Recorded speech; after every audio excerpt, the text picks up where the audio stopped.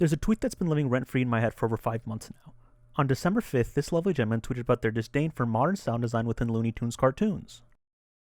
Looney Tunes needs to bring back the unhinged screams. They tried to recapture it with the HBO Max run of the new shorts, but modern microphones and audio equipment do a lot to remove the overpowering sound of those yells. Their argument essentially is that microphones today don't capture the lo-fi charm of microphones from back then, or in other words, things are just too good now. So then let's put this young thinker's thoughts to the test. This is the Rode NT1. This is a $160 remote condenser microphone. It is an amazing mic for the price, and I recommend this to anyone who wants to get into some sort of voice acting and not spend $700 plus. But the big thing about this microphone is that it is a lower quality microphone. So I can essentially use this as an old shitty mic to maybe try and mimic the sounds of the past. This is a Neumann TLM 103. It is a $1,200 microphone used by many voice actors and in many Hollywood studios. I'm pretty sure for any features they would use the Neumann U87 for voiceover work, but I've seen clips of Cartoon Network studios using the TLM 103 for voice acting for TV. So I'm pretty sure I have a microphone that is quote-unquote too good to mimic the audio quality of the modern Looney Tunes cartoons. I'm going to do 2 experiments. Experiment 1, recreating the environment the audio is recorded in, and Experiment 2, recreating the quality via editing. So based off the audio, it's very compressed and there's a lot of reverb. So if I had to guess, it was probably recorded in a large empty studio with hard concrete floors. The compression just comes from the tape. So in order to recreate that using the environment, I have to get my shitty NT1 mic. I'm going to go and set my settings to the lowest recording quality so it can be as compressed as possible. And in terms of the area, I actually have an area just like that in my parents' house. So I'm just going to set up my microphone in the living room, turn up the sensitivity very high in the microphone, let it rip at a few different ranges and sensitivities. I'm gonna scream, okay? Why would you say that? Why would you say that? Why would you say that? Why would you say that? And bam, like that, we have a few Mel Blanc type screams. So now let's recreate the audio using a very high quality mic. My room is decently soundproof, so all I have to do is record a few very solid takes. Why would you say that? No! Why would you say that? Why would you say that? Pop it into Audacity, a free editing audio software, add some reverb, take off the lows and highs, and why would you say that? We have another Mel Blanc type scream. Again, that only took 3 minutes.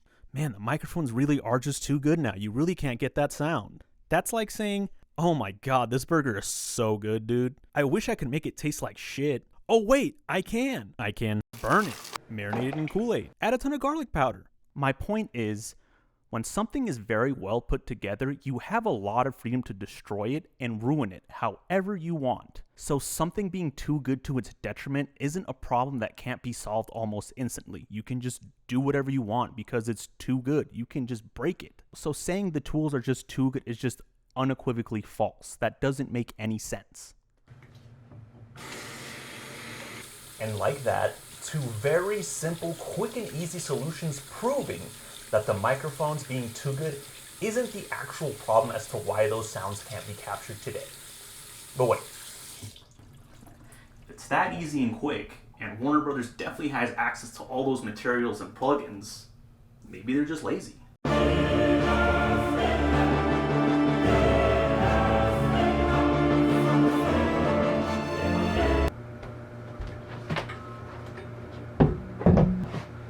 Okay, so to clarify, that intro demo wasn't to just spitefully show how ridiculous that statement was, even though that is exactly what I did. I don't really want my channel to become toxic owns of stupid comments regarding animation because, quite frankly, it's just a waste of time and kind of boring. The point of that demo was to show how easy it is to recreate those sounds with modern technology. So the equipment being too good is just unequivocally false. That tweet didn't stick with me because it was stupid. It stuck with me because that is a misinformed answer to a very valid question. Why aren't things like they used to be? This is a question thrown around everywhere right now, from film to music, and especially in animation. Why is the animation so bad compared to the 40s? Why does the second season look worse than the first? Why does my goth mommy look so ugly now? Melt everyone that worked on that production, please. Valid questions.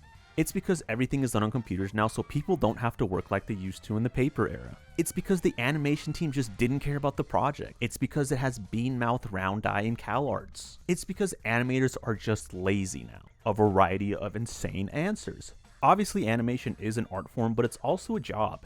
And why aren't things like they used to be is a question that holds a lot of power in a lot of animators' minds. We want to create those awe-inspiring moments that we grew up watching. We want to make things like they used to be. So I think it's very important to recognize the weight of this question and that it has on everyone's minds. And even more so, its answer or potential answers it has. And I think that's why that tweet has kept ringing in my head for so long. So I really want to try and answer this question for myself as well. I'm going to go from the perspective of answering what I anecdotally believe are the most common answers I see, which are animating computers just makes everything way too easy, so no one knows how to animate now. Am I right? And animators are just lazy now, dude.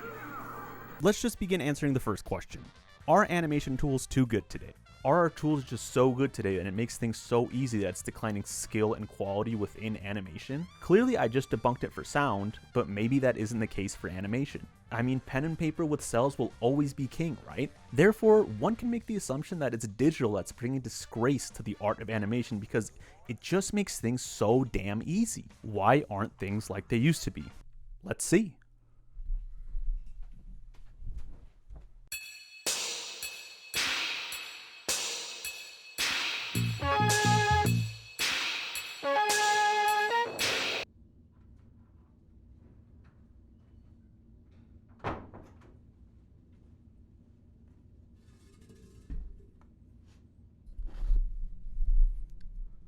Very quickly, let's establish what is known as an animation pipeline, or what I like to call how the burger is made.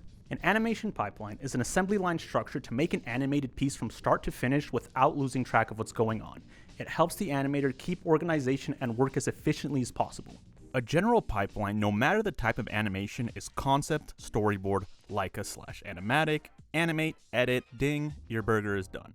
While this is a general pipeline, there is a huge difference between a vintage pipeline, working before 1990, and a modern pipeline. It's going to be very reductive, but the general idea is conceptualize, so model sheets, color examples, background tests, record audio, etc., storyboard and thumbnail, so draw on little sticky notes, literally stick them onto a board or wall, write a caption of what is going on until you get to the end of story, bam, you're done. Create the Leica reel. The Leica reel is your storyboard sticky notes or just bigger, rougher, clear drawings of what's in the storyboard shot on film so you have the actual timing of the film so you're not over or under animating, which takes hours to shoot and time out depending on how long your film is. Print your X sheets based off the Leica reel. Animate on paper, which means doing animatics, doing the good old flippy charty method, which takes fucking hours. If you want your project to be in color, then you have to get some cells, ink them, and then paint them, which takes hours because you have to be very slow and methodical so it doesn't look awful. Then you go to this monstrosity, shoot your footage, which involves aligning your cell, which takes a few minutes, lighting it properly so there's no reflection and or glare on your cell, clapping it down, lock it in, click, remove the cell, putting it in the finish pile, while also marking off your X sheet, lather, rinse, and repeat for God knows how many hours and being exact as possible so your film isn't all jittery like these things. Then go to this monstrosity, edit, sync your auto, and like that, we have a shitty film animated in 2D. This took me about 2 days, if I had to guess, around maybe 16 to 24 hours of work, and this is only a 40 drawing 15-second animation, so the ROI and difficulty and length of time it takes to make a short film in 2D is pretty substantial. There's just a lot of planning and preparation in a traditional pipeline because the tools are just so slow and unforgiving. Any mistakes you missed are staying, anything you timed incorrectly is staying, anything miscolored is staying. You just have to hold that. That's how slow and unforgiving the tools are. You have to be as detail oriented as possible and work as slow as possible, as fast as you can, if that makes sense. The current and also very reductive pipeline that many animators know today is conceptualize, storyboard, and like at the same time, animate, then color at the same time, edit, and composite. And like that, we have a shitty film animated digitally. I took about the same amount of time as I did to animate the paper film as I did with this one.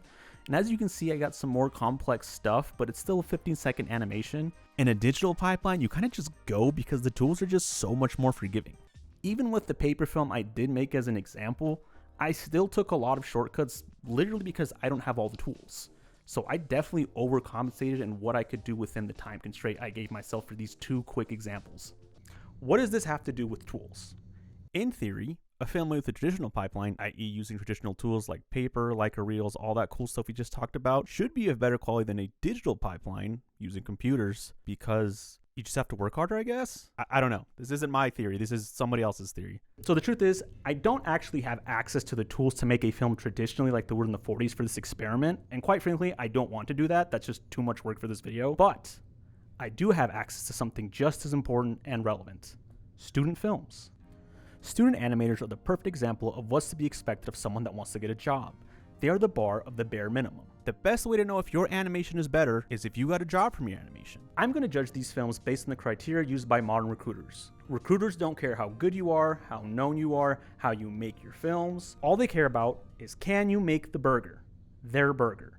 A recruiter wants someone who is clearly flexible in their art style, animation, and role in production to make sure they can be moved around and/or keep things moving as smoothly as possible. Obviously, they want a specialist, but not someone who is solely a one-trick. Kind of like a fast food worker, they want to make sure you can clean the dishes, take orders, take money, cut the vegetables, fry the potatoes, cook the patties, build the burger, wrap the burger, put it in the bag, and serve it. And like fast food, you can't do anything to spice up the recipe. It has to be the Big Mac in the end. It can't be the chorizo burger sold in McDonald's. It has to be the Big Mac sold in McDonald's put together by chorizo. It can't be a film by chorizo shipped out by the mouse. It has to be a mouse film shipped out by the mouse that chorizo happened to work on. And the best way a recruiter can see that is by looking at your reel, i.e. a collection of your best animated work, or your student film, also a collection of your best animated work, but within the context of a production. So, can you make the burger? For this recruiter demo, I don't want to say it's experiment because it's a little subjective, but I'll be using 4 student films from the same college, CalArts. That way, I can assume they both got the same amount of time to work on their thesis films, also while having other courses at the same time, and can assume that the same is expected of them since they're all going to the same prestigious college. The only difference between these students is that 2 of them will be using a traditional pipeline, and 2 will be using a digital pipeline. If everything goes as it should, the 2 animators from the past should get recruited to my studio, and I should pass on the modern animators. Our selection of student films from the traditional era will be Henry Selick's Phases and Tim Burton's Stalk of the Celery Monster, 2 loser nobodies that never did anything with their career in animation and film. And our selection for the digital era will be Vanessa Kwan's Losing to Alexis Lee and Michelle Chang's Enemy. I believe Vanessa's storyboarding for Netflix, and if Michelle isn't hired yet, I will be surprised if she doesn't get a job, even with the dire circumstances of everything going on right now. Let me reiterate, a recruiter does not give a single fuck about how you made the burger or about your burger. They only care if you can make their burger based off what they saw and tasted with your burger. So let's see if our animators are getting jobs. Phases is absolutely beautiful. Selick's control of line and sense of shape and form is a wonderful demonstration of how well he understands motion in space. It's honestly so smart to create these blocky life forms, then morph them into different animals that present different emotions. I do really like the idea of using fade transitions for some of these transformations. It's limited animation, but allowed Henry to focus on these really strong animated segments. It's resourceful, ingenious, and very well done. Oh wait, I'm looking at this as a recruiter, not an art piece. There's a few cool shots for sure, but in general, it's pretty straightforward blocking, so nothing that I can't get from anyone else. It doesn't have a traditional 3-act structure, it's just line work, so I can't really see if Selick knows how to color. While the line work is very clean, I don't want just someone who can do line work in some cool forms. I want everything in between. This is a delicious Henry burger, but I don't know if he can make my burger. You're worthless, Henry.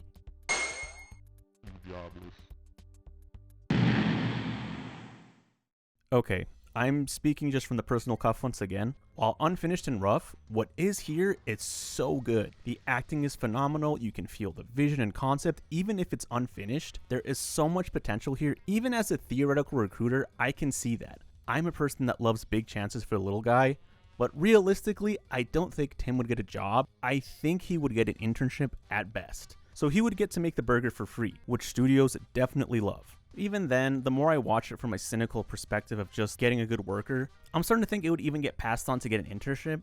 It's some very cool acting with potential in display, but nothing of actual merit because it isn't finished. I think Burton would get a better look next year, we'll keep you in mind, so no job for you. Psych. Telling a concise, complete story in 1 minute and 30 seconds is actually very difficult. Michelle can make difficult decisions with strong intent very well. Based off their lines, they also work with a lot of confidence, and it looks like they have a variety of talents and art styles looking at the backgrounds, the animal, the human, and while the film is in grayscale, they animated shadows so they understand how light works in motion. The blocking is great, it's very well acted, very well edited. Michelle Chang can do layouts, storyboard, animate. I think they are most definitely getting a job at the studio to make our burger, and is guaranteed an internship slot if they want to make our burgers for free. Phenomenal work. It's pretty good. I mean, I really can't think of like a single valid critique for this film. The story's incredibly engaging, compositing is great, color palette is great, blocking and cinematography are phenomenal. While the animation is like on threes, it has a lot of intent behind the keys and poses they chose to animate, so it looks very alive. Vanessa can direct, storyboard, animate, write. Perfect worker if you ask me. You are definitely making our burger. See what these two did? This is what I want. What, you think you're better because you animated a film like a caveman? The workflow before digital was just infinitely more arduous and tedious, so Selleck and Burton had to make conscious decisions on what they wanted to focus on in their film. Do I want to focus on acting? Do I want to focus on line? Do I want to focus on shape and form? This leads to much more interesting and intentional pieces from Selleck and Burton, but that's not what I want as a recruiter. I want someone that can make a Big Mac, not someone that can cut lettuce very well. Because the workload in modern animation has shifted so much of the tedious work out of the way, although animating is still very much tedious work, it allows modern animators to focus on a very clear and concise product versus just one aspect like they had to back in the 70s. What modern tools allow animators to do is to make corrections easier as well. For example, if you don't like a character's face or clothes, you can just update the model and rig and keep the same animation. But in a traditional pipeline, you can't do that. You just have to keep going. There's nothing you can do. You just have to hold that. And that most likely happened with the production of Burton's film and Selleck's film, where they just had a flaw mid-production. They just had to keep going. They just have to finish. There's nothing they can do about that. They either have to make magic with that flaw or just hope nobody notices. Clarification. Simply because I am severely understating how easy design choices are with modern tools within 3D and 2D productions now. Making design changes to a rig after something is already timed out and animated is a huge pain in the ass and a massive undertaking. But it is possible. No matter how frustrating or how long into a finished shot you are, it is possible. If something in 2D is already cleaned up, colored, and shot on film, and an exec comes up to the animation director and says, everything looked great, but I don't like the hero's hair. Is there any way we can make it curly and purple instead of straight and black? To which the animation director would respond, yeah, let me just fix the Mona Lisa's hairline first. Are you out of your fucking mind? Hey Sully, did you hear what this guy just said? No, what did he ask? He just asked if we can make the hair purple and curly after we finish the shots. He said what? Yeah, for sure. I'll get to it after I finish regrowing my missing arm. Is this guy fucking insane? No, but don't forget, we gotta rebuild and paint the Sistine Chapel too, right? Yeah, that's a good one. No, we can't change the character's hair in a day, in a week, in a month. It's done. That's it. It's finished. What do you want me to do? You know what? Forget I even asked. Versus if you did that in a 3D production, the animation director would be like, well, we're 3 months away from release and you want us to change the character's hair to purple and curly? I mean, yeah, I guess it's possible, but so you can do it. I mean, yeah, it's just fucking stupid. Like, who cares? It looks fine. Why do you want us to do this? Because I want to. And if you don't, I'll just fire you and find someone who can. My point is, with modern tools, design changes mid-animation are possible, versus in a traditional production, everything, and I mean everything, would have to be redone. You are essentially animating a second movie. Please respect 3D and 2D animators. Don't get mad at me for my reductive statement. Get mad at the dude who said yes, it's possible. Because now my reductive statement is valid and seems like it's a fact. Alright, back to the video. Based off everything we've seen, it's clear what better tools lead to. A more clear and finished product. All these animators understand and can animate very well. But that's not what matters. What matters is the final product. And the final products of the 70s just wouldn't cut it by today's standards. The modern films are just a lot more digestible for a general audience and even for a recruiter like me just because they're more finished, for lack of a better term. Or in other words, tools being too good is not the problem. Animation tools being easier to use does not lead to worse animated films. Better tools lead to better products. But if tools aren't the problem, then maybe animators are just lazy.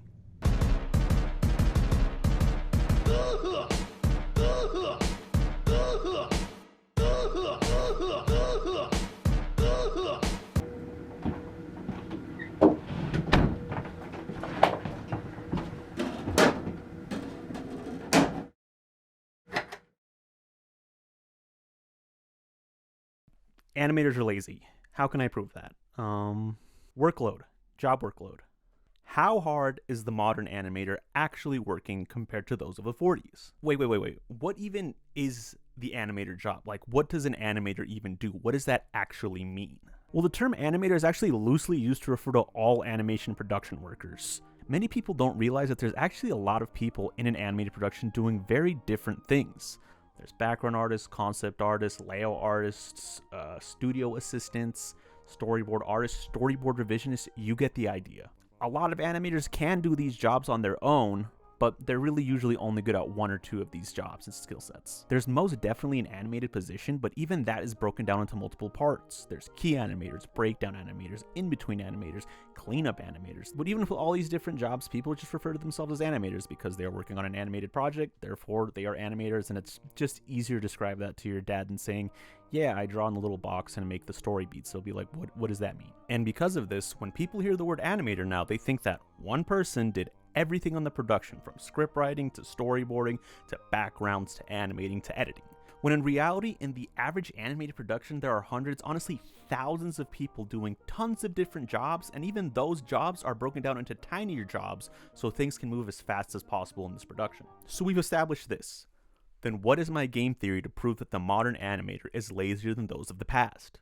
I'm going to be looking at three positions at productions very closely intertwined with each other: storyboards, layouts, and backgrounds. What are these? First and foremost, these are three separate jobs and should stay separate. But what does each job entail? A storyboard artist draws and blocks out the shots from a cinematic perspective to help establish the visual flow of the story based off either the script or just doing it raw. So the storyboard usually isn't very detailed or very final. It's a very just basic general idea of how the story will flow and look like. The next step is going into layouts. A layout artist literally grids out the shots to make them make sense versus being little doodles. So for example, a 2D layout artist literally grabs a ruler, grids out the perspectives for the shots to help the background artist know how to draw the background, and the animators know where the animated subject will be in the space of the shot. Versus a 3D layout artist would just do kind of like a little diorama of the shot and put visual markers of where the subject would be, where the camera would be, and stuff like that.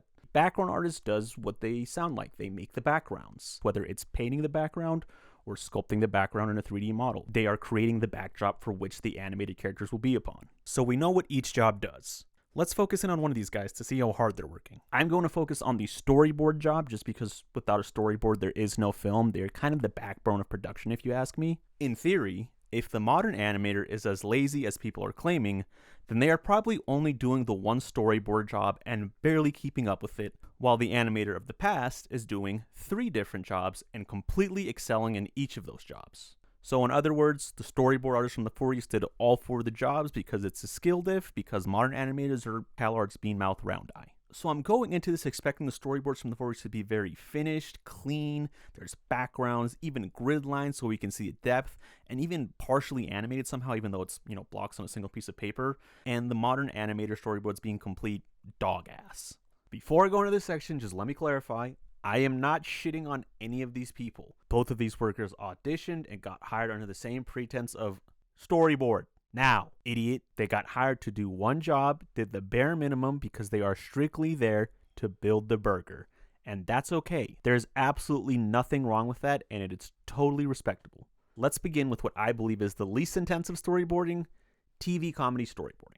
Storyboarding for comedy and TV is nowhere near as intensive as something like feature or even storyboarding for like an action TV show, simply because it's just dialogue and a few visual gags here and there, so you have a lot of leeway to be very simple and just get to the point, because it's comedy. And since it's TV, they don't have as much time to work with, so they can't really do any crazy intensive like camera movements or camera angles, since they just have to get it out there. So no Dutch angles, no wide angles, no worm's eye, no bird's eye, just some basic mid and shoulder shots and maybe a cool shot here and there. So let's compare the boards of 2 of the most influential comedy cartoons of all time, Family Guy and the Flintstones. They're also kind of related since Seth MacFarlane did say he was inspired by the Flintstones to make Family Guy. Let's see how hard they were working back in the day compared to now. Right off the bat, the drawings are incredibly simple. They're at most 15 lines maybe. They're off-modeled by a long shot, and the framing is just so boring and basic. There are 0 backgrounds unless it's something the characters are actively interacting with. There are no grids or sense of depth to know where the subjects will be in the final frame. It's very much to the point to help shape the story. It's enough information to get the layout artist and background artist started, and there's a good chance they wouldn't have to do too much because the Flintstones did reuse a lot of backgrounds and cells, so That's it. Pretty straightforward job. These board artists are definitely doing one job. Let's see how lazy these current Family Guy storyboard artists are then. I mean, this is just animated. Look at that. Those are breakdowns and keys. Look how clean and complete these drawings are. Look at how developed the backgrounds are. They're fucking moving. They animated the fucking backgrounds, for Christ's sake, dude. This person boarded, cleaned up the models, did layouts, backgrounds, keyed and broke down animation, animated the fucking background. That's like 6 jobs. This person probably worked 20 times harder than the storyboard from the Flintstones. Just looking at this comparison already, even if you have no idea how animation production works or what all these words mean, to call the Family Guy storyboard, this one right here, lazier and saying they are doing less than the Flintstone storyboarder, I actually don't know what to tell you beyond shut up. I mean, guys, even if you don't have to physically draw on a sticky note for the storyboard, you are still digitally drawing on a digital storyboard. Drawing is still drawing. This is so much work. This is insane. This is just an animated segment. This isn't a storyboard. It's driving me crazy. Like what? Like in what realm would this guy be the lazier person? Like compared to the Flintstone storyboard, this is just unbelievable amount of work and beautiful stuff. But it is not a storyboard. This is an animatic that's laid out with fucking shading and backgrounds animated. It is insane. Okay, you know what? This is comedy. Whatever. Let's go to action. Maybe action will be a totally different story. Let's start with Batman and Rise of Teenage Mutant Ninja Turtles. Both of these are legendary, generation-defining action cartoons, at least for animators. Surely, the Bruce Timm storyboarders will spank the asses of these Wacom users.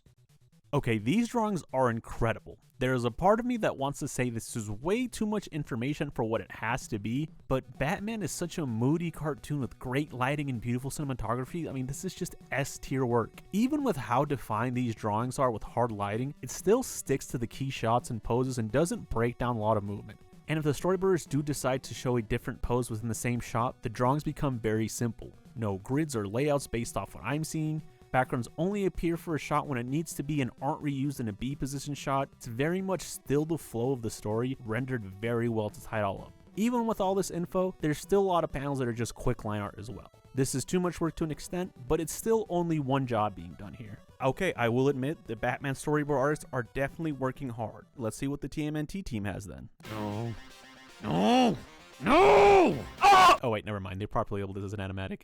So there's a grid, meaning this artist did layouts and some backgrounds. There's also a lot of movement being broken down. Wait. Oh my god, I'm losing my mind. This is just animated. Again, I'm not knocking down this person's work. This is amazing, but they're doing 4 jobs. They are working much harder than the storyboarder on Batman. Even doing well-rendered drawings is still significantly less work than doing a quick layout, rough background, and breaking down animation all in your storyboard. Wonderful stuff once again from the TMNT storyboarder, but this is not the lazy guy I'm looking for. This is a hard worker. Okay, but that's TV, right? TV's lesser budget. That kind of checkmates people into wearing multiple hats, right? Surely this isn't the case for like Golden Age feature compared to modern feature, right? We've seen Cinderella. I love Bambi. There's no way that those Golden Age storyboards are super rough and simple compared to modern storyboards, right? Like, I can't be imagining this. I'm going fucking crazy right now, dude. Movies have bigger budgets and tend to be much more organized in a TV production, so there is a clear delineation between each job. No one should be doing more than what they're hired for, correct? I'm going to do Sleeping Beauty since it's Disney's second movie in CinemaScope, so they kind of got the hang of storyboarding in a wider frame. I'm going to compare this to Moana because I feel very similarly about this, because while Tangled and Frozen definitely showed what they can do in 3D, I feel like Moana really solidified, and it's where they found their voice for 3D animation. Very quickly, even for vintage Disney standards, comparing these to like the Peter Pan storyboards I could find and even the Cinderella storyboards I could find, these are very rough. They're very loose, sketchy, sharp. It very much is get your thoughts out on this paper and we'll worry about this later. The drawing quality very much just gets out what it needs to. Some of these drawings aren't very legible, some of them are. The flow of the story is here, it is just very rough. And that's fine. This is a storyboard, this is what it's supposed to be, it's just the beats. Okay, these are storyboards by David Derrick. I mean, what else is there to really say? These are beautiful, they're partially animated, they're laid out, there's some rough backgrounds. The line work is rough, but it's still well defined enough to where you can tell what everything is. There's color markers, there's a full animated camera move as well as other animated segments. I really can't repeat it enough as to how much work the current storyboards are doing compared to those of the past. I mean, to put it bluntly, comparing the storyboards of the Golden Age to now, they're kind of ass. But that's because those storyboard artists back then are just doing what they're supposed to. Storyboarding, not backgrounds, not layouts, not animating, not shading, storyboards. Just storyboards. I am not berating the modern storyboard artists by any means. I'm just more astounded that they're incorrectly labeled as lazy when they're doing 3 to 7 jobs, quite literally 3 to 7 jobs, not just storyboarding. They're shading, they're animating. Some of them are fucking animating backgrounds as well as layouts. Like, it's unbelievable. They're in between, they're keyed. Like, this isn't storyboarding. They're just doing the whole thing. It's gross. It's gross, and it's really frustrating, and it's hard not to get annoyed. Okay, but is this enough to prove that modern animators aren't lazy compared to classic animators? To me, yes, but to a goober, comparing art is subjective, right? Everyone works at different speeds, have different skill sets. So what is something I can do to show to a goober that modern animators aren't lazy? What is something that a stupid person thinks is smart? Numbers. In theory, if animators are as lazy as people are saying they are, then that means they're working with the same production timelines and studio sizes with lesser results compared to those of the past. Or in other words, both classic and modern animators got the same amount of time to work on these productions, as well as had the same amount of people working on said productions, but things just look rough today because there's such a huge krill diff. That is the only thing I can logically make sense as to maybe how these people can be labeled lazy, is they have the same everything, but they're just not getting the same results. I'm just going to compare some production stats from Disney movies of today, meaning 3D animated, and to those of the Golden Age, 2D animated. I'm going to be looking at production timelines and staff size. Before I get into this, there are 2 contingencies. Information for animation production is very hazy and not the best. Even to this day, for modern productions, there's just a lot of things left in the dark. So with that in mind, contingency number 1, animation production timelines from the Golden Era are not the most reliable. A lot of this information is lost to time, and the stuff that is there is only half-truths. For example, some of these films from the Golden Era are said to be produced in 2 years, strictly because I know Disney had a production goal of 4 years since day one, meaning they wanted to finish the film within 4 years at least. Knowing what I know about traditional pipelines and how thorough you have to be in pre-production, there is no way they spent 6 months in pre-production and 1.5 years animating and editing. I can believe it took 2 years to animate these movies, but not doing the whole thing with storyboards, coloring, backgrounds, yada yada. I'm assuming while they were taking 2 years to animate the current project, the pre-production team would be building the framework for the next project. So for example, when the animation team was working on Snow White and finishing that up, the pre-production team would be finishing up the storyboards, layouts, and backgrounds for Pinocchio and Fantasia. That way when that movie's finished, they can hit the ground running and crank these out. That I can believe. All those movies being done in 2 years though? No. In terms of modern production timelines and how accurate they are, with the advent of DVD special features and people documenting behind the scenes for movies, these timelines are a lot more accurate and reliable because it's actually documented. So I'd say anything made after 1996, it's probably a fairly accurate estimate of how long it took to produce the movie. Contingency number 2, animation staff size information is very unreliable.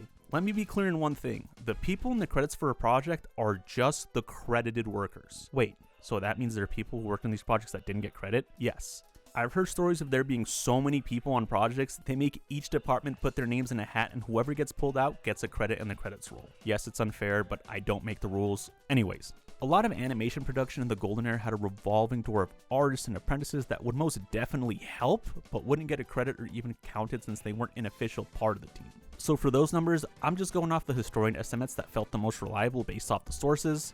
There are some films here where it was incredibly vague as to how many people worked on them or just have zero information, so I just guessed using the numbers that are there and what I do know about studio sizes for the time. On the flip side of modern animation, a lot of production gets outsourced to foreign studios. While these studios have hundreds of employees, usually the name of the actual studio or its director gets a credit versus the whole crew. For these ones, I literally just counted all the credits for anyone involved in anything having to do with the animation, so story artists, layouts, lighting, tech animation, software engineers. The only people I didn't count are the IT, sound, and editing teams. You guys are incredibly important, but you're not animators in this context, I'm sorry. So do keep in mind the numbers for both these eras are anywhere from like 15 to 30% deflated, meaning the real numbers are definitely bigger, but I don't have access to that info. So these are the contingencies for this section, and I do want to be transparent. So let's get into this. I mean, 9 old men better, CalArt style, bean mouth, round eye, ugly, old animation better, right? Let's fucking do this. Let's prove that the new animator is just a lazy piece of shit, and that's why everything sucks now. Snow White, the movie that started it all. Literally. Frozen, that movie that started it all again. Literally. I know Tangled exists and is better, but Frozen was the success that Tangled set up for. According to Disney themselves, Snow White had a 4-year production with a crew size of 1,430 people in total working on the project. That is a humble size and timeline for how uncharted the waters are of a feature animation pipeline. Let's look at Frozen. 600 people! 2-year production! No! Okay, let me just make a spreadsheet. So for the golden era of animation, things I'm noticing. The golden age production times ranged anywhere from 4 years at the lowest to 10 years at the longest. Dumbo was made in 2 years, but it's a weird outlier. It was made with the purpose of recouping funds, so the team didn't really want to push any boundaries. It's a very straightforward animated film. It doesn't hit the 70 to 80 minute mark that the other films in the golden age era hit. The film was also worked on during the animation strike, so it makes sense why they didn't really want to push the envelope visually, and it's a very straightforward animated film. Another thing I'm noticing is that the project with the bigger crews took the least amount of time to actually animate. All the films with crews of 1,000 plus took 2 years to animate, with pre-production varying. The rest of the films below the 1,000 mark took anywhere from 3 to 8 years to animate because of the smaller crews. Production sizes range from the biggest being Snow White at 1,430 and the smallest being 350 with Sleeping Beauty. On average, the Golden Age films took 5.8 years to finish, so about 6 years, and had an average of 913 people working on the staff.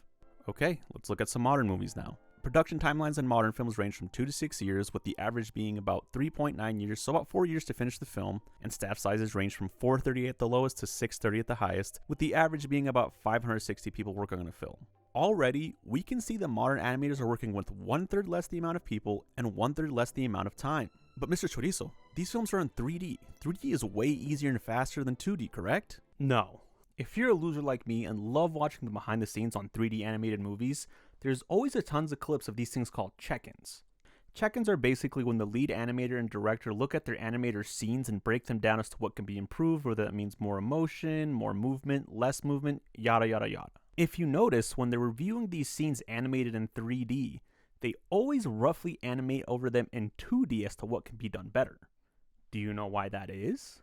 Because animating in 3D sucks. It's clunky, it's messy, it crashes, it takes forever to make these creepy gray dolls look alive. Not having a 3D rig look stiff and lifeless when animating it is such a hard thing to do. Like, truly. There's a reason I tell people to just animate in 2D, because you can just draw that shit. It's way easier than having to think about the Z-axis, where the camera's positioned, why this looks weird in this angle but looks fine in this angle. It's a nightmare animating in 3D. I'm honestly willing to go as far as to say animating in 3D and making it look as good as like Tangled and Frozen is just as difficult, if not more difficult, than animating on paper on ones. It is unbelievable how they get these films to look so good. So now that we understand that, then how hard is the modern animator really working? How many hours are they working to produce the animation we have today? Let's calculate some productivity. I'm going to assume both eras are good boys and only work the 8-hour legal limit. I know that's not true, but I want to be a good guy and hope they have a life outside of work. So let's do some math using our averages. 913 people working at 8 hours a day is the equivalent of working 7,304 hours in one day, or working 304 days in a single day. That's pretty damn good. No wonder they had such big crews and had such beautiful animation in the golden era. Okay, so let's do the modern output. 560 people working at 8 hours a day, that's a total of 4,480 hours working a day, or the equivalent of working 186 days straight. Man, that's kinda ass.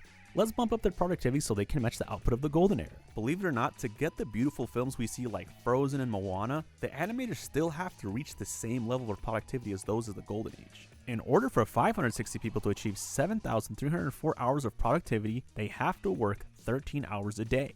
But that's not it, no, because that's assuming they're working the same amount of time.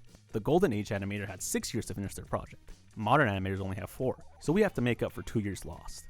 Alright, and the final count. 560 people have to work 19.56 hours a day in order to match the output of the golden era, meaning they only get about 5 hours of sleep. And you may be thinking, Mr. Chorizo, there's no way these people are working 19.5 hours, right? And mind you, these modern production numbers are with Disney. Disney is by no means going under. They have a lot of money to spare. I wonder how nightmarish it could be for animators, I don't know, maybe in Korea and Japan that have way less rights than we do, or even TV animators here in the US that already have less budget and less people working on it. I wonder how these 30% cuts have really affected modern production and all those other things. You know what? I'm just crazy. It definitely hasn't affected those sectors at all whatsoever. I know having 1/3 less time and 1/3 less of the people working on a project doesn't sound like that much, but that isn't the case. It is absolutely devastating, even losing 10% of your workforce. I used to work at Guitar Center. When I first started, we had 20 people there. By the end of my tenure there were only 5 people there, and that was a nightmare. Now imagine that understaffed retail hell where I can make the customer wait in a professional deadline setting, where if you don't meet that deadline, you are done. There is nothing left for you to do because you will never get a job again. Are modern animators working with the same amount of people and same time as those of the golden age? Fuck no. I've clearly proved that. If you want a project to look good, no matter the type of project, whether it's 2D, 3D, tweened, stop motion, digital, traditional, whatever, manpower and time has reigned supreme in whatever the quality of that project is. Even with all the advancements in modern animation, animating has consistently stayed in the grueling category. Just instead of doing 5 grueling things, you only have to do maybe like 2 or 3. And based off the research that I've done, it only seems like production crews and production timelines are only getting smaller. Animators now are doing 2 to 7 jobs and crunching way more than before, and it's amazing they finish these projects with a shred of sanity with how intense these work schedules seem. To say animation looks like shit now because people are lazy based off the production numbers, the timelines, even the quality of work compared to that of the past, is just unequivocally false. It doesn't make any sense. Okay, so then if modern animators aren't lazier from both a workload perspective and numbers perspective, then why are things so rough now?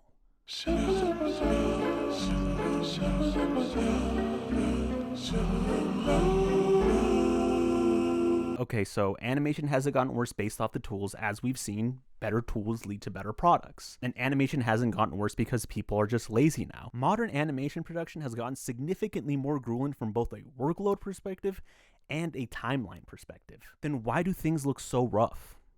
Money. Well, that's like the short answer without context. The answer with the well-supported thesis and backing is it's fucking money, dude. What else?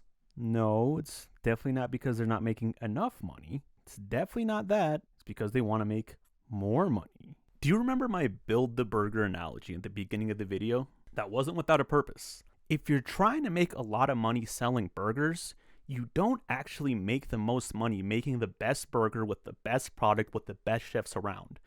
That works to get loyalty to your burger joint for sure because you have quality burgers, but in the long run, your profits will cap off. In actuality, if you want to make a lot of money selling burgers, you have to sell the least shit, most edible burger using the least amount of qualified people to make said burger in the fastest amount of time possible. Doing that, you actually spend the least amount of money possible while also getting the quickest return on investment since you're just selling these things so fast. So then how does this burger method translate to the animation method? You make a tiny budget with an insanely short deadline and have the least amount of incredibly talented people on that job, which leads to tighter deadlines, smaller and more disjointed crews that are split apart by literal oceans. And because these crews are smaller, they have to make things very solid for people that don't speak the same language, which leads to people working multiple jobs. A gig work-based job market, so teams can't grow and get better together. Meaning there's always new staff, so you're always having to relearn things every time you get a job. And because of the split ocean and constantly having new cycling staff, this leads to a communication breakdown in an industry where communicating is infinitely more important than your skill level. That's right, you don't actually have to be that good at animating if you're good at communicating. You can just work around each other's weaknesses to make a great product, which leads to the thing we've been building towards this whole video, baby, the least shit, most watchable product. What we know as modern animation, baby. Wait, so Mr. Chorizo, you're saying that those sound designers you talked about at the very beginning of the video aren't lazy and actually have so little time they can't take 3 seconds to make something sound cool? Yes! I don't even like entertaining the argument of Bean Eye, Moundrauth, whatever the fuck, CalArts, because it's stupid and I just think you're blind. But let's just say for a second, every cartoon looks the same right now, right? Creating a distinctive art style takes experimentation. And you know what experimentation is? Time. time is something you don't have because time is money. So wait, wouldn't it just be easier if everything just had round-eye bean-mouth CalArts? Yes! Yes! These insane timelines and staff cuts are what is causing round-eye and bean-mouth. Wow, who would have fucking thought? And you know who chooses this? No, not the animators. The studios! The studios get to choose how many people work on the project, how long the project will take, how much money will be in the project, and if the project gets done, they even get to choose if it'll release or not. And these studio practices didn't just start like 10 years ago, they've been going on since the dawn of animation studios. The reason animation was of better quality in the 40s wasn't because the studios cared about the craft of animation, but because they cared about proving the model of animation as a successful thing to make money.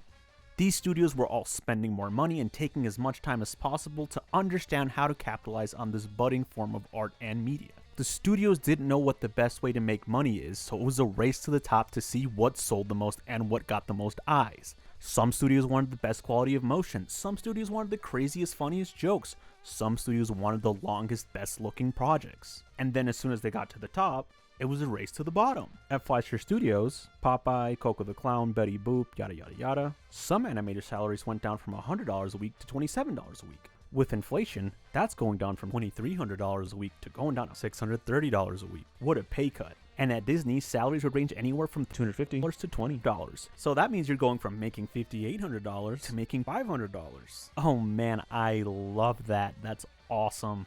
The big studios went from having cool, awesome buildings with windows and ventilation to literally putting people down in dark, dank dungeons. And because they went down from having sunlight and breathable air, some animators would actually die of tuberculosis from being so overworked in these dark, dank dungeons. Yes! Yes! And if you were feeling that consumption about to hit you and you wanted to go to the doctor to get it checked out and maybe some help, you would actually come back to a closed door when you went back to work, because you were fired. Truly the most beautiful situation if you want to make the most amount of money while literally watching people die. And if you're one of those demons that thinks that those led to better products and you're about to type that in my comments.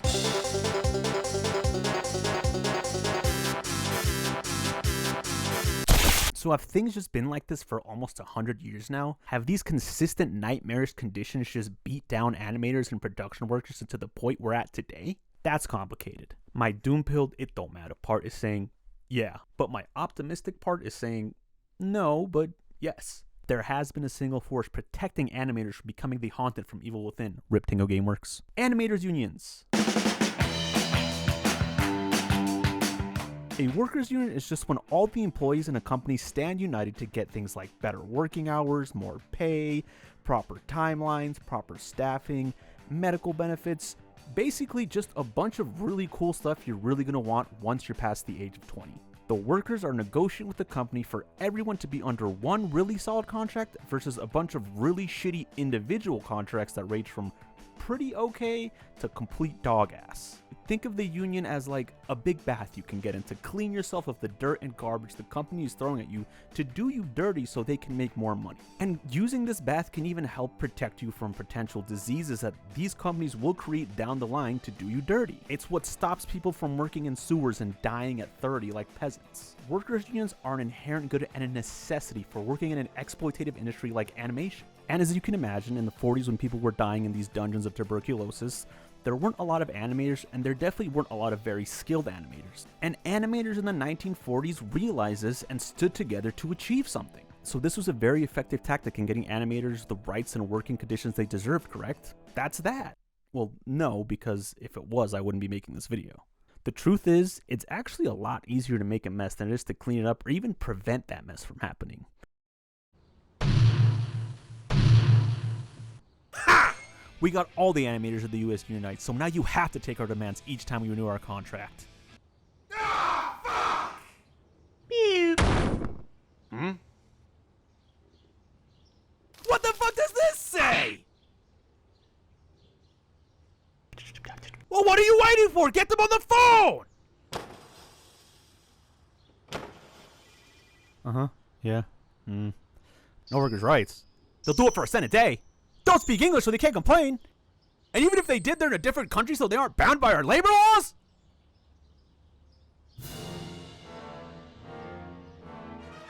Ha!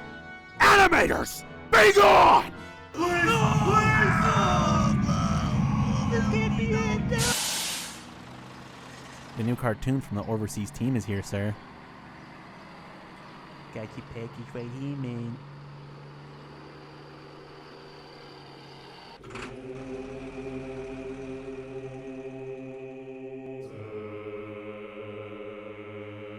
Ah, what the fuck is this? Well, sir, they don't really understand how the process of the old team made animations, and you just sent them a note that said make cartoon, idiot. Well, then tell them to fix it! We don't speak the language, sir, and the only people who can really communicate that are the workers who have made our previous cartoons before. But... Oh... Alright. Wait, those idiots overseas have to be good for something. In-betweeners and breakdowners, be gone! Come in and we'll start negotiating.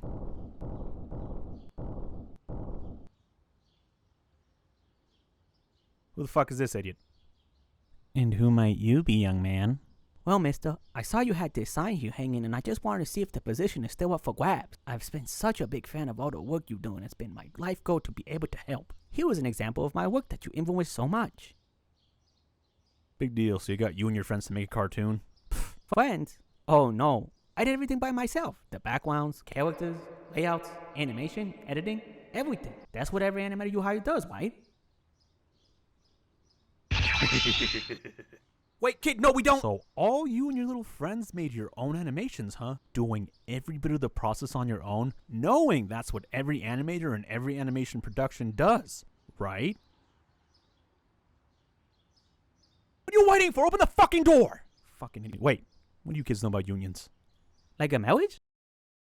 Oh my So god. if you just take this big pile of shit, just go ahead, throw it at them. Wait, what are you throwing me? Out, wait, stop. Oh! Hey, isn't Ow, dude, stop. Why are you throwing that? Ew, ew.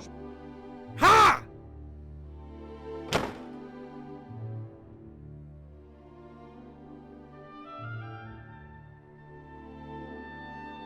Get the fuck out! You fucking idiots think you're so special. I can find 80 other babyface dipshits like yourselves by 3 o'clock. How dare you ask for more fucking pay? You should be thanking me you even got to work here. And if you little worms say as much as a peep as to what happened here, I'll make sure not even your parents remember who you are. You guys signed my contract to work at my company, and I am always watching. Oh my god.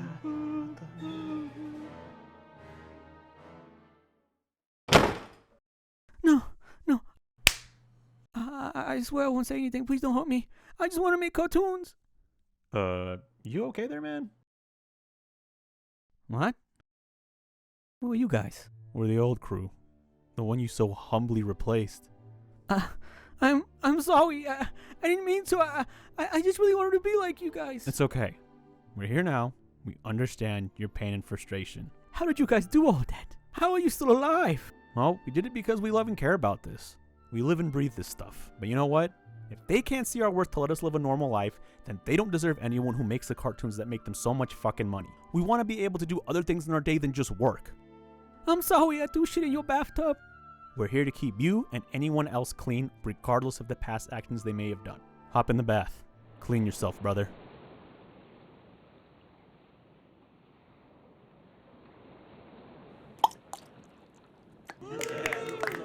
I still can't believe each and every one of you did storyboards, layouts, and animated all at the same time for 12 hours a day, $2 a week for so long. Wait, what? We didn't do that. Yeah, we worked 12 hours, but we only did one job. Yeah, and the least we ever got paid was 12 hours a day. We fought so hard, and we barely got the things we wanted in the first contract. And now it's all gone. What did you do? What did you do? What did you do? What did you do? He didn't know. It's not his fault. We can fix this. Just clean yourself up. And even with these setbacks, the union would always get up to make a better future. But then the studios find a workaround to go back to square one. God damn it! These clowns are at a clause to their contract that if we hire more people while they strike, those animators are no longer eligible to join their union. Now nobody wants to work for us! Well, sir, there are lots of students willing to gain school credit and experience by essentially doing our tasks at our studio for free. Unpaid interns. They should be lucky they're learning with us. And if they do enough work around here, maybe we'll hire them. Oh, I've had the same idiots on board for 6 seasons, so I don't have to pay their benefits? Because they want to go to the doctor so they don't die. And vacation time, because apparently they want to spend time with their families so their kids don't grow up with a massive emptiness inside of them because their parents were never there. Cry me a fucking river. Ah, what a little bullshit. God damn it, there's nothing I can do. Well, sir, maybe instead of greenlighting multiple seasons so they have a consistent, guaranteed source of income over such a long period of time, you only greenlight one season. So then they have to leave and either find a new job or pray they get rehired at the same job, leaving them in an eternal probational hire period before benefits kick in. Oh. Get out!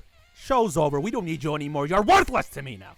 But if we do renew the series, you're more than welcome to reapply. Just know you're only eligible for benefits after the 6-month probational period. And yes, these messes may be annoying, but it's been nowhere near as annoying as the true trump card that's exhausted negotiations for decades. The new forms of distribution. Oh, this contract works for film productions. This is TV. Oh, this contract works for TV and film. This is straight to VHS and Laserdisc. Oh, this contract's only for film, TV, VHS, and Laserdisc. These are DVDs. Oh, you mean this contract? yeah, that contract doesn't work anymore because this is streaming. These new forms of distribution cause a hard reset for union contracts and workers' rights, so the union literally has to negotiate from the bedrock. And this cycle of contract renewals will go on until the reanimated corpses of these suits basically get bored of doing this. And as you can imagine, constantly starting from the bottom is exhausting. So this leads to concessions. 50 years of concessions. Which leads us to where we're at today. Alright, you corpse, there's nothing you and the studios can stop us from getting a fair contract this time. We know all your tricks. Let's do this, animators. Everyone is here. Corporate mergers. I'm back. Ha! You think you fucking idiots can stop me, let alone get me to agree to a decent contract? I own everything. Good luck trying to find a studio where I don't have the final say, dickheads. Get 'em, boys. Hidden performance numbers. Are we keeping things in the dark so shareholders don't know this is a terrible design for media and it's a bubble waiting to burst? Or am I doing it because it's a great design for me and I can do anything I want to? Maybe the show did good, maybe it didn't. Maybe you'll get another job here, maybe you won't. You don't know because you don't know the numbers. So don't be mad if your show is wiped out for a tax write-off because you didn't know the numbers. Dwindling job market. Oh, I actually just don't exist. What? Where'd everybody go? Oh no! NDAs. Oh, you wanted to speak about how shit things are at the studio? I mean, you can say things, you just can't say where it happened, when it happened, and who did these things, because then you'd have to prove that, and that's breaking the NDA you signed. So did it really happen? You didn't see anything, right? AI technology. I will generate everything. There is no need for a human anymore. Allegedly, he to narrate the job. Rolled over bad practices from veteran complacency. Guys, things have always been like this. What are we talking about? Let's get back to what we know. Got some jobs for you right here. Alright, I know it seems like a lot, but everyone does this. So we don't actually have that much time to finish the project, so we're gonna have to stretch you guys a little thin just to get this deadline met, alright? Alright, looking good, guys. Oh, there's way too many people in this staff. Let's cut this short. Yep, Hey, I'm not making you guys do anything I didn't do, alright? Things have always been like this, guys. Guys, what are we doing? Why are we fighting for so much, guys? After all, without them, we wouldn't be here.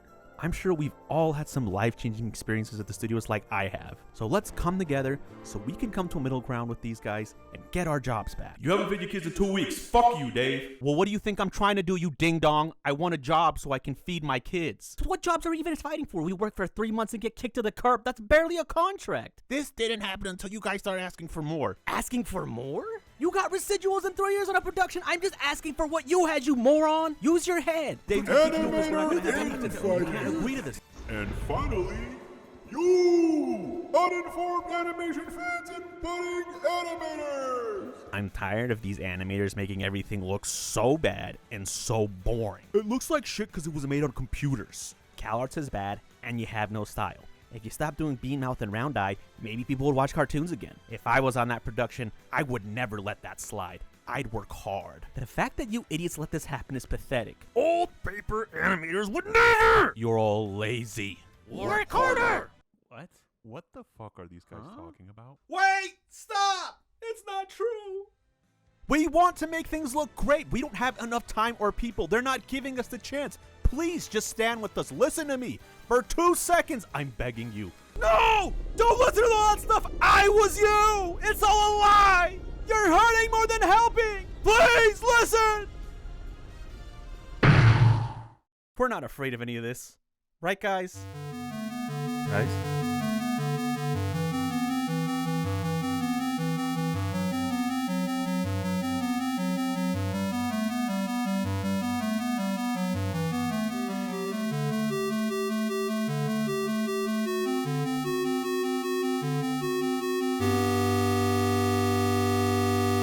I'll be honest, things are not looking so hot. That is just the reality of how things are right now. I wanted to hold back on releasing this video for a while because during production, the Animation Guild contract was up for negotiation, and I was hoping this video would become unnecessary and irrelevant, and it very much felt like there was motion to solve these issues. We were drip-fed from the inside out about what felt like these tense negotiations, and what did they culminate to?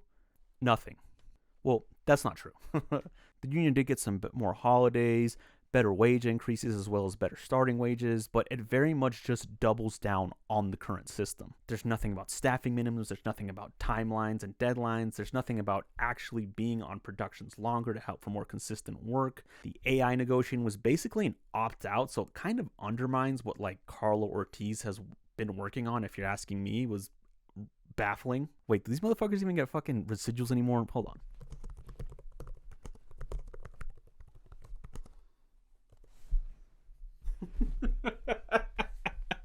Okay, yeah, whatever.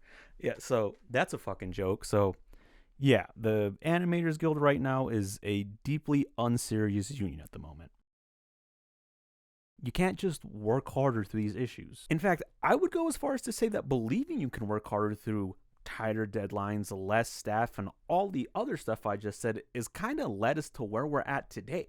We're basically back to where we started after 50 plus years of just working harder through it. Except instead of dying from tuberculosis from working in a basement for like 4 months straight, you're dying from exposure from being homeless after working 20 hours straight for 3 weeks.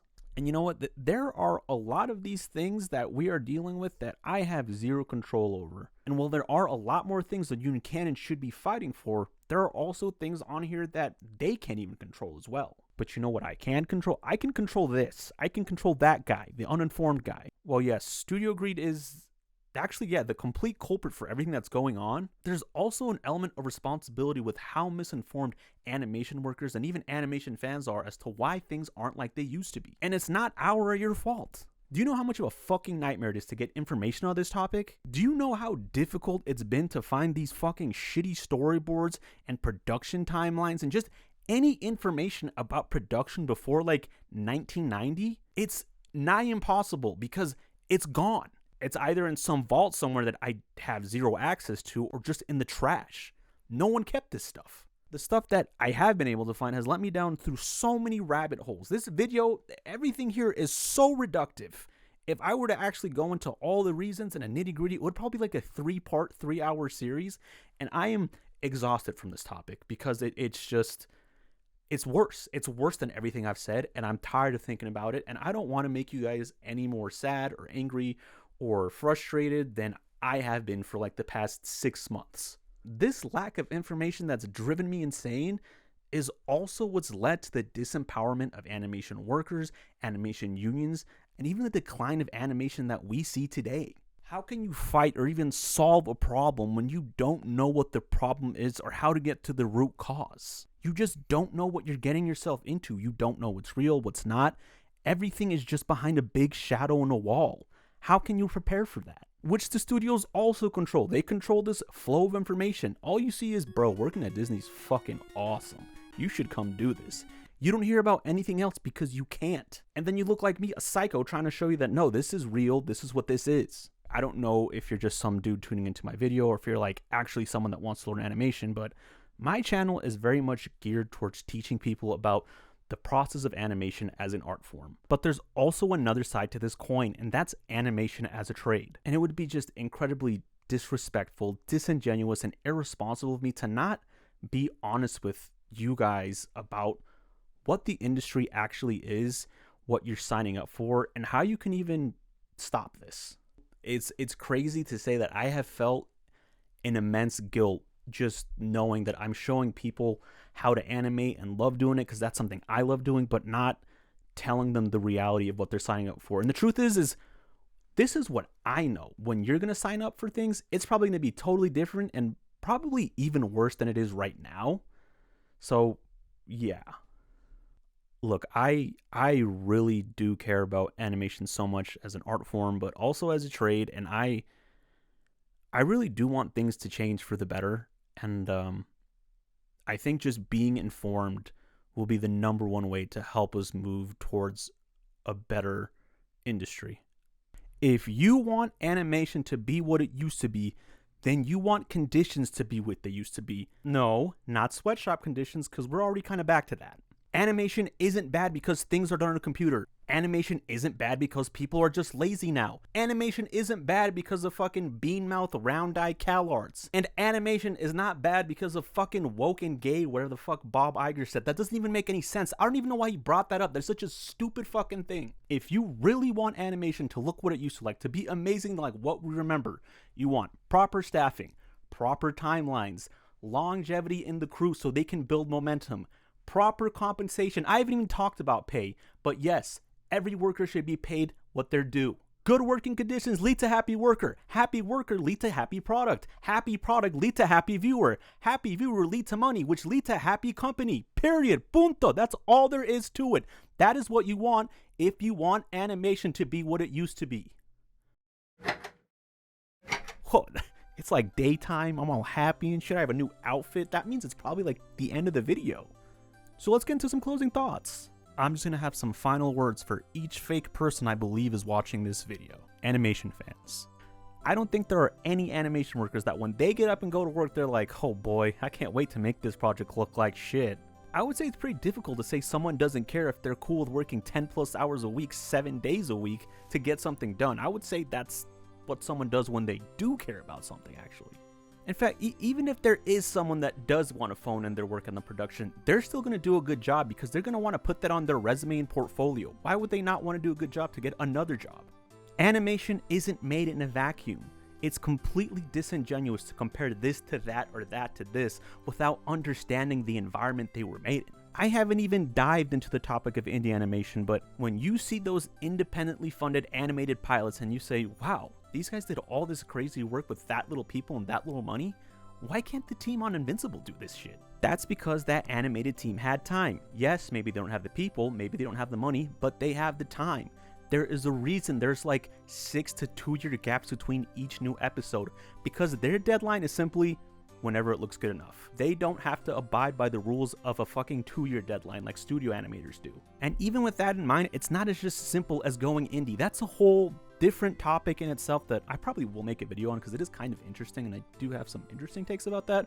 But as it is not that simple as going indie. When you see those videos of how I would animate Invincible, when you say, wow, just one guy did this, fire that team and hire this dude. This guy did a great job.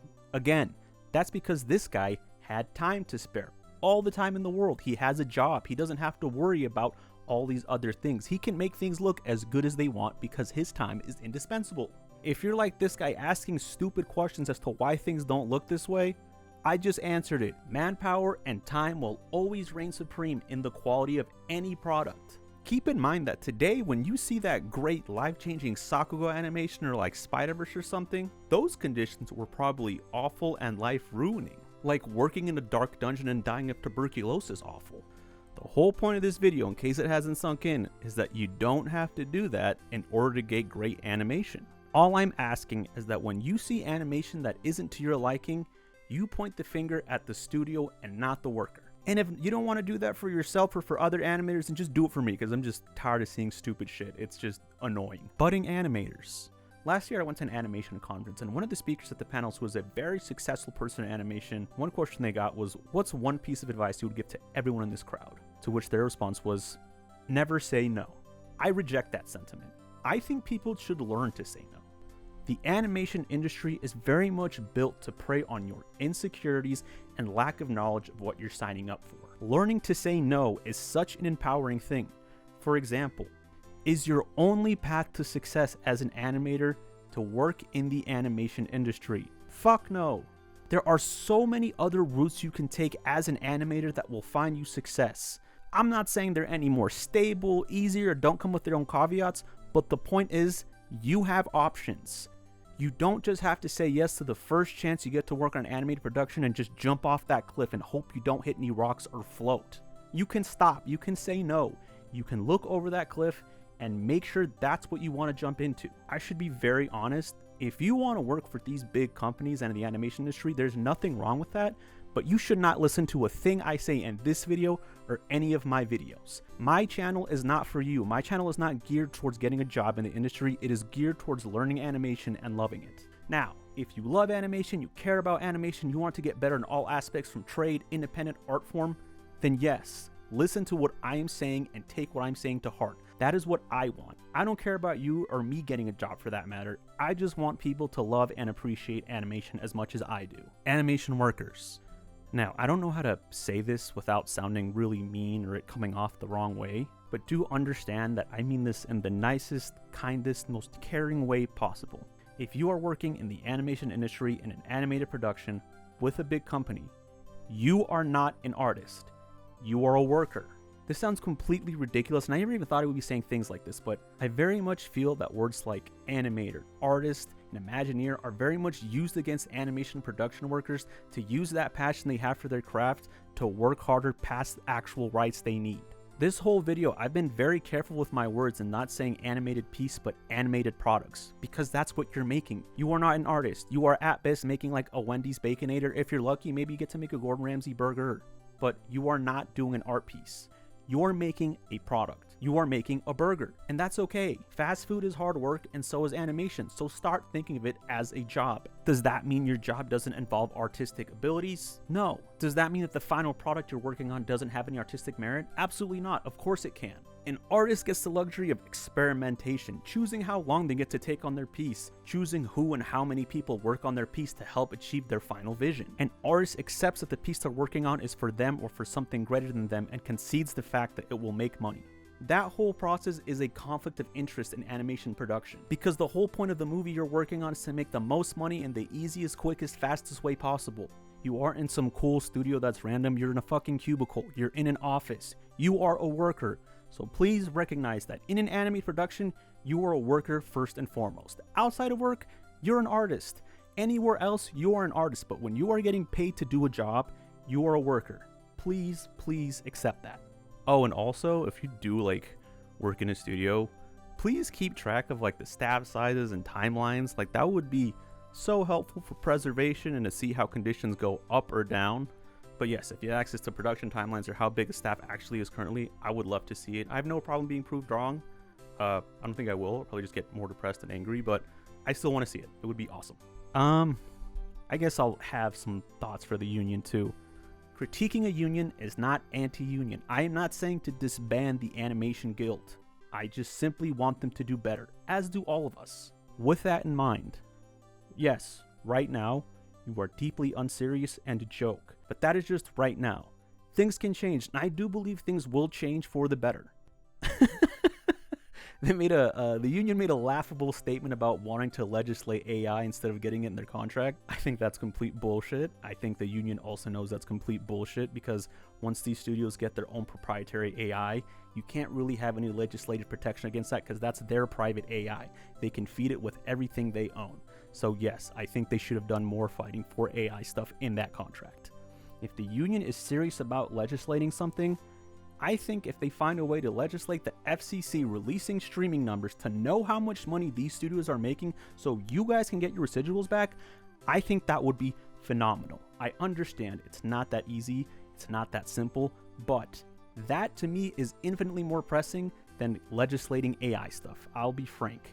If the union does that, I'm sure they will get so much power and so much leverage and a lot more supporters.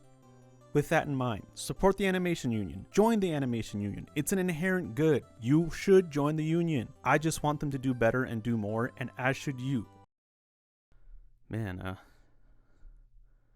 jeez, I've like put so much work into this video, and like I have no clue how to end it. Is that lazy?